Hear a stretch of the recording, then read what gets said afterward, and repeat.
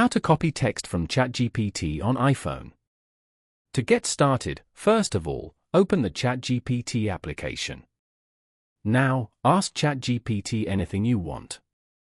Let's say you want to search up greetings for my friend. ChatGPT may ask for your preferred response. Suppose you prefer funny greetings.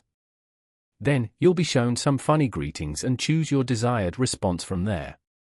Over here, if you like the sarcastic one, go ahead and tap and hold on the text for the copy option.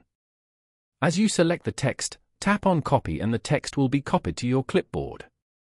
Now, open the Messages application and open the chat box of the person you want to text. After that, tap and hold on the message body for the paste option.